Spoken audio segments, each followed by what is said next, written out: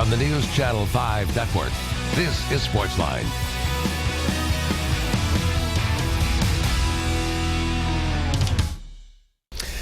Hey there, SportsLine on your television. Steve Lehman here with you. Glad you are here with us on this Tuesday night on News Channel 5. Plus, the Predators are still alive thanks to Victor Arvidsson and a spirited comeback last night in Game 6 against the San Jose Sharks. The Preds just will not die.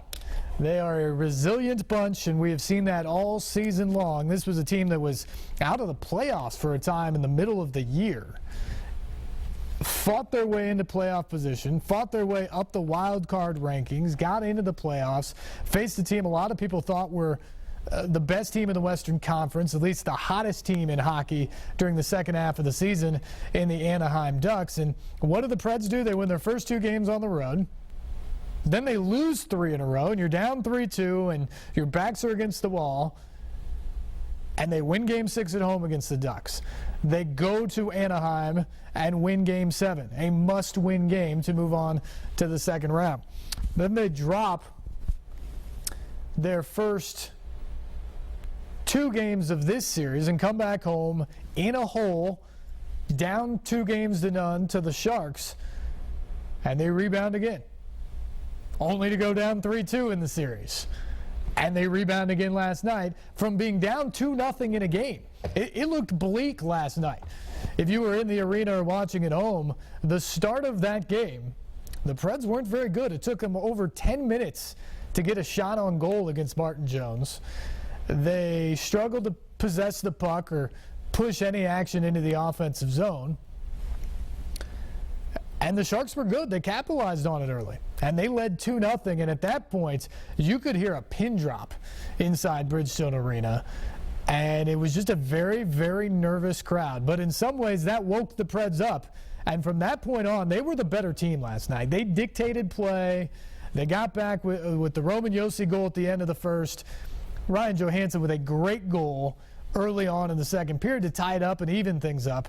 But then the Preds dominated without any success there in the second period. They couldn't get the puck in the net at that point. And so when the Sharks get the power play goal in the third period, once again you're wondering, is this run coming to an end? But the Preds once again fight right back. Great play. Mike Ribeiro, James Neal, Colin Wilson, tic-tac-toe. Game is tied. Preds keep the pedal to the metal. And 2 minutes and 3 seconds into overtime, Victor Arvidsson, the young Swede, gets his first ever NHL Stanley Cup playoff goal. It's a game winner in overtime as the Preds won 4-3, even this series now at 3-all. Colin Wilson said it last night. They're the pesky Preds. He wants people to start using that as a hashtag because this team will not go away.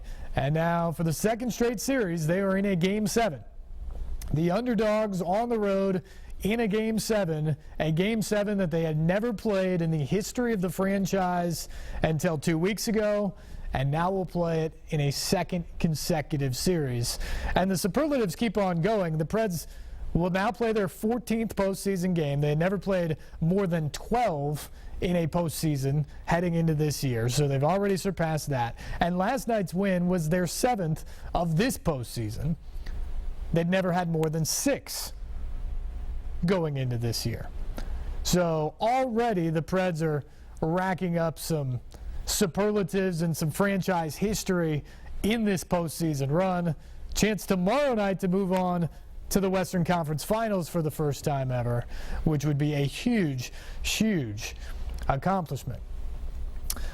Phone line is 737-7767. I want to hear from you tonight. How has this run affected you? Are you on board with this team? Have you jumped in? Have you been in the arena? And if so, what is your take the last couple nights? Triple overtime last Thursday in Game 4. Overtime last night. Both terrific endings for the home team. Just special, special nights in Smashville. Even if you were watching at home, have the Preds captivated you with this run? Hockey is a sport with a great following in Nashville, but maybe doesn't get the attention of the Titans, Tennessee football, Vandy when they're going, and maybe doesn't quite get that attention around the city. But when they get to the playoffs, you really feel it, that the attention grows and the focus is on this team. And we've always wondered what it would be like with a prolonged playoff push and playoff run. Well, this is the longest that they've had to this point.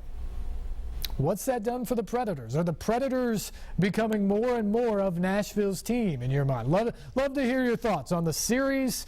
You got a prediction for Game 7, how this team has done it to this point, and how much they've trapped you in as a fan, how much they've grabbed you and grabbed this city's attention. Love to hear the opinions tonight. 737-7767 is the number, and let's begin tonight with Kevin. Kevin, good evening. You're first up here on SportsLine. Hey, Steve. How you doing tonight, man? Doing great. Hey, listen, I just want to say I'm proud of the Preds. You know, if you let a fly stay around on the wall long enough and you don't swat at it, it's going to get you. And I tell you what, if these teams want to let the Preds play them 7 games, well, you know what? We're going to get them. I'm impressed with the series against Anaheim. I'm impressed with this series that's going on right now with San Jose. And I'm going to tell you something. If you don't think the Preds are going to win Thursday night, you're wrong. Nobody wants to play the Nashville Predators in a 7-game season. 2016 is going to be the year for Tennessee sports. The Titans are going to do well.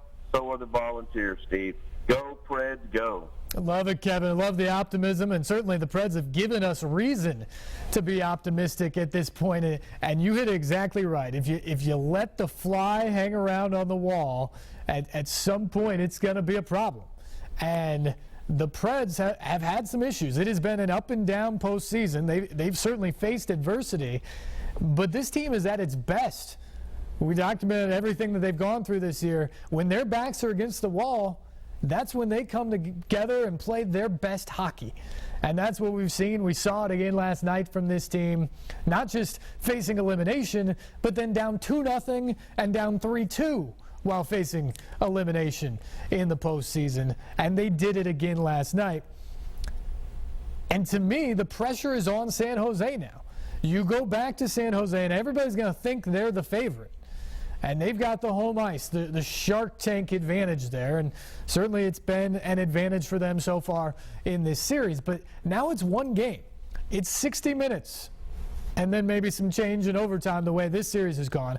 But it's one game to move on. And the Sharks are the team everybody's picking. The Sharks, in a lot of people's minds, are the best team left in the Western Conference, or the team that's playing the best left in the Western Conference. So if you're them, you've been in this position before, you haven't always found success there, what's the feeling like? Because I got the feeling last week in Anaheim, and again, they're a team with an even worse postseason history in terms of being on home ice, being in that elimination game, and not being able to get the job done. But when you watched that game, it felt like the Preds played free and easy. They knew their backs were against the wall, but they were comfortable in that position. Anaheim looked terrified of having their backs against the wall. I don't think San Jose is Anaheim. I think they're tougher mentally than the Ducks are. They got some stars. They got some veterans on this team. When you talk about Brent Burns and Joe Pavelski and Joe Thornton and Patrick Marleau, who's been good again in this series, I don't think those guys are going to let the Sharks collapse. But I do think if you can come out and you're Nashville and you get an early goal and you hang around and you start to push the envelope a bit in this series, I do think that the Sharks then start to feel that collar tighten as the night moves along, and then it really puts the ball, or the puck in this case, in the Predators' court. So it'll be very interesting. And the other thing that can't go overstated here, after playing 13 playoff games, intense games, in 26 nights, traveling over 15,000 miles, I had one person associated with the Predators say they actually think it's closer to about 17,000 miles, but over 15,000 miles in the last few weeks in the playoffs. they get a day off because Game 7 isn't until Thursday. Thank you, Selena Gomez, for having a concert in the Shark Tank on Wednesday night. So the Preds today didn't have to skate, didn't have to do anything. They were able to, for the first time in basically a month, get off their feet and relax a little bit. Tomorrow they're going to be able to actually work on some things in practice, which they haven't been able to do in a long, long time. Then take the flight out to San Jose and get ready to go on Thursday. That's not to say that they're definitely going to win because they have a day off. But we watched this team in Game 5, which was by far the worst they've played in this series.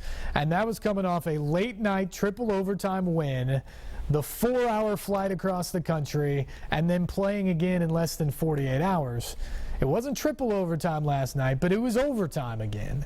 You got guys playing a lot of minutes in desperate hockey mode. To have today off, to be able to sleep in, to be able to rest those legs, I think is huge for the Preds to be able to come out of the gate flying on Thursday night. Again, our phone lines are open. 737-7767 is the number.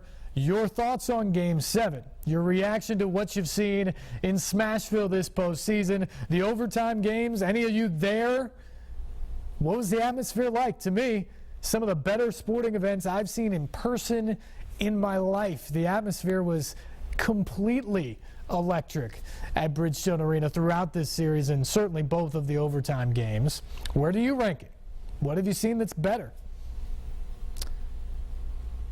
And where do you put the Preds now in the pantheon of Nashville and what this run means? Pretty fun stuff, that's for sure. We'll also hear from some of the Predators, their post-game reaction from last night as well. Time for our first break. Back with more SportsLine after this here on News Channel 5+.